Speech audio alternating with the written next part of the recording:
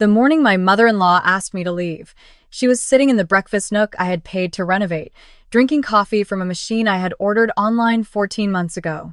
She smiled the way she always did when she wanted something soft around the eyes, apologetic in the shoulders, like delivering bad news was a burden she was graciously carrying for everyone else. My name is Clara Whitfield. I am 29 years old, a freelance UX designer with 3 long-term contracts that pay well enough to make people uncomfortable when they ask about my work. I married my husband, Daniel, at 26, optimistic in the way only people who have never been truly burned can be. I believed in building things together. I believed in patience. I believed that love, if tended carefully, would eventually be enough. I was wrong on all 3 counts. My mother-in-law folded her hands around her mug and looked at me across the kitchen island, the granite countertop I had picked out from a catalog and paid for in full the previous spring. She had told the neighbors it was a gift from a contractor friend. I had let it go. "Clara," she began. "You know, I love you like a daughter." I waited. That sentence never ended well. "My brother Tommy's boy," she continued. "He's relocating from Phoenix. He just got a job offer downtown, and the commute from out here would just destroy him." She tilted her head. "He really needs the room. You understand, don't you?" The room. She meant the bedroom Daniel and I shared. The one I had repainted last October because the old yellow made me feel like I was sleeping inside a lemon. I had bought the paint, moved the furniture myself while Daniel watched football downstairs, and put 2 coats on before he even came up to check on me. "I understand," I said. I meant something different than she thought I did. The number, if anyone had asked, was $7,400 a month. That was what I had been quietly absorbing into my freelance income and funneling into this household for the past 22 months. Mortgage contribution, utilities, groceries that fed 5 people at least 3 nights a week. The new water heater in November. The fence Daniel's mother had wanted along the backyard because the neighbor's dog kept coming through. The kitchen renovation she showed off to her church friends like she had designed it herself. $4,700 in materials alone, not counting the labor I had coordinated and scheduled and followed up on while working 2 client calls a day. My sister-in-law, Natalie, lived in the house too, with her boyfriend, Marcus, who worked 20 hours a week at a sporting goods store and spent the rest of his time on the sectional sofa I had paid for in November. Natalie worked at a salon 3 days a week. Daniel had been between jobs for 16 months, which was how we had framed it when his mother asked between jobs. Like it was a brief hallway between 2 important rooms rather than a corridor. He had been standing in for the better part of a year and a half. I had stopped expecting help a long time ago. What I had not stopped expecting was basic respect. I smiled at my mother-in-law. "I'll figure something out," I said. That evening, I made dinner. Pasta with a good marinara, the kind with San Marzano tomatoes. I washed the dishes after. I folded the dish towels the way she liked, edges aligned, hanging from the oven handle at the same angle they were always at. I went upstairs, sat on the edge of the bed, and listened to the house settle around me. Then I opened my laptop and started a spreadsheet. I had always kept records. It was part of how I worked organized, documented, with clear paper trails on everything because clients could dispute invoices, and it was better to have proof than arguments. That habit had followed me into this house.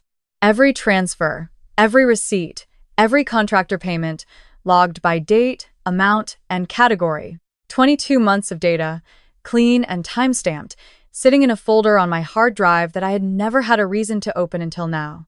The total, when I ran the final sum, was $162,800. I stared at it for a long time. Not with anger, with something quieter than anger. Something that felt like the moment you finally see a picture clearly after squinting at it for too long. Daniel came to bed at 11. He kissed my shoulder, settled in, and was asleep in 4 minutes. I lay in the dark and made a list of phone calls I would make in the morning. I was not going to fight. I was going to leave. And I was going to do it in a way that answered every question before they thought to ask it. At 7:15 the next morning, while my mother-in-law was still upstairs and Daniel was in the shower, I made 4 calls. A moving company that offered same-day service. My accountant. My attorney, a woman named Sandra Park who had done my freelance contracts for 3 years and who, when I explained the situation in brief, said simply, "Send me the spreadsheet and the receipts, and I'll have something for you by end of day." And my college roommate, Priya, who answered on the second ring and said, "Of course, the guest room is already made up. Come whenever you're ready." I had not cried yet. I did not think I was going to. The movers arrived at 10. 3 men in gray shirts who worked with the efficient silence of people who had seen every variation of a life being dismantled. I walked them through the house with a handwritten list, the coffee maker, the smart thermostat I had installed and registered to my email, the television in the living room, purchased on my card during a Black Friday sale, the standing lamp by the couch, the kitchen mixer still in its box in the pantry because my mother-in-law had wanted to wait for a special occasion to use it, the outdoor dining set on the back patio that I had ordered in April and assembled on a Sunday afternoon while Natalie and Marcus sat inside with the air conditioning. Room by room, item by item. By 11:30, the living room had taken on the hollow quality of a place between lives. The wall where the television had been showed a pale rectangle, where the paint was slightly brighter, protected from 2 years of light. My mother-in-law came downstairs at 11:45, dressed for her Thursday garden club, and stopped at the bottom of the stairs. Her smile dropped. "Clara?" Her voice pitched up at the end, confused, not yet alarmed. "What is all this?" "I'm moving out," I said. "Like you asked." "I meant," she started, then stopped. "I thought you would take some time to." "I thought about it," I said. "I'm ready now." She looked at the empty space where the sectional had been. Her face went through several expressions quickly, like channels being changed. "Where is the furniture?" "It's mine," I said simply. She shook her head. "That's family furniture, Clara. It came with the—" "It didn't," I said. "I have receipts." She laughed, a short sound, disbelieving. "You can't just take things from a household." I pulled out my phone, opened the folder with the photos of every receipt I had ever photographed, and held it toward her. She didn't take it. She looked at it the way people look at something they recognize is about to change everything and aren't ready to process yet. "Daniel." She called up the stairs. "Daniel, come down here." He appeared at the top of the staircase in a t-shirt and jeans, hair damp. He looked at the empty room, then at me, then at the movers carrying the outdoor dining set through the back door. "What's happening?" His voice was careful, testing. "I'm moving out." He laughed the same way his mother had, like I was doing something performative that would resolve itself once someone pointed out how unnecessary it was. "Babe, come on. Mom said you had until next month, at least." There it was. Mom said. Not "what do you want?" Not "let's talk about this." Just a schedule his mother had set, handed down to him like a memo, and he had accepted it without question, and without once coming to find me to ask how I was feeling about it. I looked at him standing at the top of those stairs and felt something loosen inside me. Not break. Loosen. Like a knot that had been pulling tight for so long, I had forgotten what it felt like without the pressure. "You didn't ask me what I wanted," I said. He came downstairs slowly. "Clara, you're being dramatic." "I'm being efficient," I said. "There's a difference." He followed me into the kitchen, where 2 of the movers were carefully unhooking the coffee maker from the outlet. His eyes went to it. "Why are they taking the—" "Because I bought it." He rubbed the back of his neck. "You bought a lot of things, Clara, but that doesn't mean you can just—" "How much do you think this household costs a month?" I asked. He blinked. "I don't know. My mom handles." "Your mom doesn't have an income, Daniel." "I do. I did. All of it." He stared at me. "That's not we contributed. Your mother's Social Security doesn't cover the mortgage. Natalie's tips don't cover the utilities. Marcus doesn't cover anything. I have 22 months of bank transfers that I would love for you to look at." I held out my phone again. He took it this time, scrolled. His thumb moved slowly. Then it stopped moving. The color left his face in the quiet way it leaves people who are understanding something they genuinely hadn't known, not the performance of surprise, but the actual thing. His jaw moved without producing sound. "This is every month," I said. "Logged by category. I have the receipts in a separate folder, organized by date if you'd like to see those too." He handed the phone back without looking at me.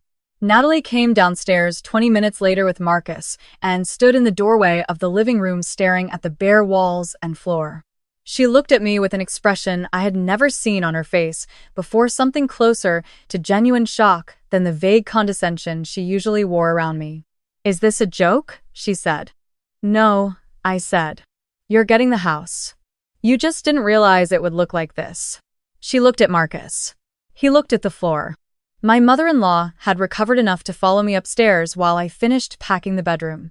She stood in the doorway with her arms crossed, her voice softer now, shifting to the register she used when she wanted something. "Clara, this is an overreaction." I simply said my nephew needed the room. "I didn't say this week." "I didn't say." "You said it," I told her, without looking up from the bag I was packing. "You sat at the kitchen island I paid for, and you told me to go. I'm going." She was quiet for a moment. Then, "I didn't mean to upset you." "I know you didn't." That's the part that upset me.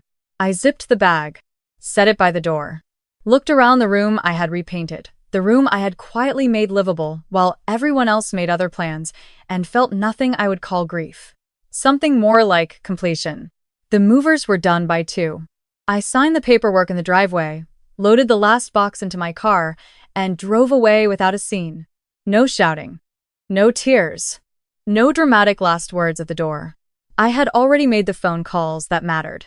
Priya's guest room was small and bright, and smelled like the lavender candles she kept everywhere. I ate takeout Thai food on her couch that evening, staring at my laptop, and started drafting the email with my attorney's input that I would send to my mother-in-law the following morning. Professional. Polite. Detailed. It outlined, in 2 pages, every financial contribution I had made to the household over 22 months. The total, itemized. With dates. It noted that the transfers had been made from my personal accounts, not from any joint account. It noted that I would not be continuing those contributions going forward, effective immediately. It did not threaten anything. It simply described reality. I sent it at 7 in the morning and then made coffee and watched the sun come up over Priya's backyard. My phone started ringing at 8:17. Daniel. I let it go to voicemail. He called 3 more times in the next hour. Then a text. "Clara, call me back. The electricity is off. Mom is upset. This is not okay." I read it, set the phone down, opened my laptop, and started on a client project I had been meaning to finish. The electricity was off because I had been the account holder and had closed it when I left, giving 48 hours notice as the contract required. The same was true of the internet, the streaming subscriptions, the home security monitoring service, the automatic grocery delivery I had set up for the household, and the arrangement I had with a landscaping company my mother-in-law loved to mention to her friends. I had documented all of it before I left. I had given the appropriate notices. I had done nothing wrong. By Thursday, Daniel had switched from calling to showing up. He knew where Priya lived because I had told him once, a long time ago, in the context of a different kind of conversation. He rang the doorbell at 7 in the evening. Priya answered. He asked to speak to me. She looked at me. I nodded. I stepped outside. We sat on the front porch steps. He looked worse than I expected, unshaved, eyes tight, wearing the expression of someone who had spent several days discovering exactly how many things they had never had to think about. "The mortgage payment," he said, "is 3 weeks away, and we're already short." I said nothing. "Clara, my mom is calling the bank. She doesn't know which accounts." He stopped, ran a hand through his hair. I wanted to say something cold. I had prepared cold things to say. But sitting next to him in the early dark, I felt mostly tired. "She asked me to leave." "Daniel," I said. "I left. That's what I did." "She didn't mean." "She meant it," I said. "She just didn't know what it would cost." He turned to look at me. His voice dropped to something quieter, more genuine, the one I had married him for. "Clara, come on. Just talk to me. We can figure this out." "Figure out what exactly?" He didn't answer. "Figure out how I go back and keep paying for a house I was asked to leave? Figure out how I keep funding a household that decided I was the most replaceable thing in it?" He looked at the ground. I handed him an envelope. He took it automatically, the way people take things offered to them before they've decided whether they want them. "That's a formal accounting from my attorney," I said. and a request for reimbursement of documented contributions or a negotiated arrangement. Sandra's contact information is at the bottom. He stared at the envelope. I'm not trying to ruin anyone, I said. I'm trying to be compensated for what I actually put in. Those are different things. I went back inside. He sat on the porch steps for 20 minutes. I watched from the window. Then he left. The call I had not expected came from my mother-in-law 2 days later. Not a text, an actual call, which told me things had become serious enough for her to move past the convenience of typing. I answered. Alyssa, she started, then caught herself. Clara, I need you to understand the position you've put this family in. I listened. You cannot simply remove yourself from a household and leave people without resources. That is cruel. That is not who I raised my son to love. I thought about pointing out that her son had not called in 3 days. I decided against it. Beverly, I said I had never called her by her first name, not once in 3 years, and the sound of it shifted the air between us. I was asked to leave. I left. I'm a freelance contractor. I had clients, income, a career, and I put most of it into your house for 22 months because I loved your son, and I believed that was what partnership looked like. I wasn't asked. I wasn't thanked. I was told to vacate so your nephew could have my bedroom. She was quiet. There is nothing cruel about a person leaving when they've been asked to go. Another silence. Then her voice came back smaller, stripped of its usual warmth management. What do you want, Clara? I want what I'm owed. My attorney has sent the accounting. It's straightforward. The silence after that one was different. Longer. I understand, she finally said. I didn't reply. I said goodbye and hung up. Sandra called me the following week with the kind of news that arrives quietly, without drama, the way true things usually do. During the review of my financial records, something had surfaced that my mother-in-law had not considered when she had casually asked me to handle it 1.5 years earlier. The kitchen renovation, the one she showed off to her church friends, the one that had taken 6 weeks and required permits, had been processed through my freelance LLC at her suggestion, for what she had called tax reasons. She had signed a document I had prepared at the time, a simple acknowledgement that I was the contracting party. She had waved it off. Paperwork, she had said, smiling. You're so organized, Clara. Organized, yes. Sandra explained it carefully. Because the renovation had been permitted and processed through my business entity, and because I held the documentation. The work was legally considered an improvement made by a third-party contractor to the property, one that had not been compensated, and that generated a lien claim worth considering. I was not a family member who had spent money on a shared home. I was, legally, an uncompensated contractor. The distinction mattered. I am not going to say I had planned this. I hadn't. I had been organized the way organized people are comprehensively, habitually, without imagining they would ever need to use it. But sitting in Sandra's office, looking at the documents spread across her desk, I understood something about the value of records. They don't lie. They don't have good weeks and bad ones. They don't decide you are no longer useful and ask you to clear out of the bedroom. They just tell the truth, exactly the way it happened, with dates and signatures attached. My mother-in-law went silent when Sandra reached out on my behalf. Not the dramatic silence of a person preparing to escalate. The quiet kind. The kind that comes when someone finally understands the full shape of a situation they had assumed was much simpler. Daniel called me once more during that period. Not angry, not rehearsing something, just tired. I didn't know, he said. About all of it. How much there was. I never asked, and I should have. I know you didn't, I said. That's not an excuse. I know that too. We stayed on the phone without talking for a moment. There was something that might have been grief in it, or might have just been the recognition that some things can be understood too late to be useful. I filed for divorce 3 weeks after I moved out. Daniel did not contest it.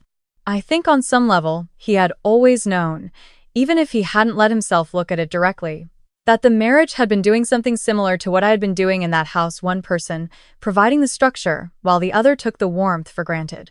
The house was sold 7 months later, not dramatically. Not with lawyers screaming at each other in hallways.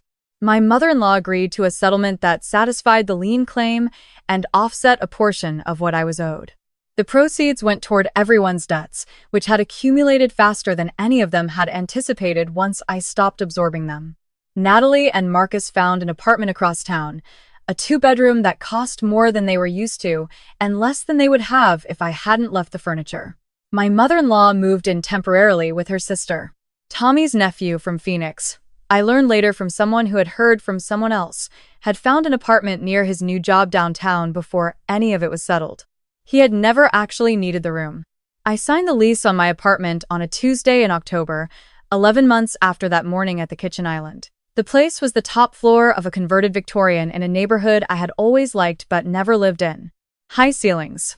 Original hardwood floors that had been refinished recently, not by me. A kitchen with a window that looked out over a courtyard where someone had planted a fig tree. I walked through it 3 times before I signed anything. Not because I was uncertain, but because I wanted to fill every room with the knowledge that no one had any claim to any of it, no shared accounts. No quiet arrangements. No invoices I was absorbing into my income without anyone knowing. The coffee maker I had taken from my mother-in-law's kitchen fit perfectly on the counter beneath the window. I made coffee the first morning and stood at the kitchen island, my island, a butcher block I had chosen from a salvage place 2 weeks earlier, and looked out at the fig tree in the courtyard below. It felt the way I had hoped it would. Quiet, solid. Like a room that holds its shape because it was built correctly and not because someone is standing against the walls. My accounts were mine again. My income landed in my accounts and stayed there until I decided where it went. I paid my rent on time, every month, and it never occurred to me to be grateful to anyone for letting me do it. I paid my utilities and tracked my expenses with the same organized habit I had always had, except now the spreadsheet only had my name at the top. I started a new client contract in November, the largest one I had taken on in 2 years, and worked on it from my kitchen table with the fig tree visible from where I sat. It paid well. I put a portion in savings. I bought a plant for the windowsill that I watered every Thursday without asking permission or explaining myself to anyone. Priya came over for dinner a few weeks after I moved in. She sat at my kitchen table and looked around at the apartment and said finally. I laughed. Yeah. She put her wine glass down and looked at me with the particular directness she had always had. How are you actually? I thought about it honestly. Lighter, I said. The way you feel when you put something down that you didn't realize you were still carrying. She nodded. She had known me long enough to understand that this wasn't performance, that the lightness was real. My mother-in-law called once, 3 months after the settlement. I don't know what she intended to say. She got as far as Clara, I've been thinking, and then stopped, as if the sentence had run out of courage before it reached the thing she actually meant to tell me. I waited. I should have asked more questions, she said finally. About what you were carrying. I appreciated it more than I expected to. Not enough to undo anything, but enough to make room for the truth of it. We said goodbye without resolution. Sometimes that's what an honest conversation sounds like, not a conclusion, just a recognition. 2 people standing on opposite sides of a thing that happened, looking at it clearly for the first time. I hung up and went back to my work and didn't hear from her again. The divorce was finalized on a cold morning in February, in a courthouse downtown where the hallways smelled like industrial cleaner and old paper. Daniel and I did not speak directly. Our attorney spoke. Documents were signed. The marriage became a legal fact that had ended, like a lease that had run its term. I drove home alone. Stopped at a bakery I liked and bought a single croissant and ate it in the car with the heat running, looking at the street, people walking dogs. A child in a red coat, a delivery driver jogging with a package under one arm. The ordinary motion of a city that had been going this whole time while I was inside a house paying for things that weren't mine. I finished the croissant, put the car in drive, went home. My apartment smelled like coffee and the cedar candle I had started burning on weekends. The fig tree outside had dropped most of its leaves, but the branches were still a good shape patient, the way trees are, waiting for the season to change. I sat at my kitchen table with my laptop and opened the client file I was working on and started where I had left off. The work was good. The apartment was good. The silence was full in the way that only personal silence can be, belonging to no one but the person living inside it. I was not pushed out. I was not rescued. I did not win anything that was not already mine. I simply stopped holding up walls that other people had mistaken for permanent. And when I let go, the only thing that fell was what was never mine to carry in the first place.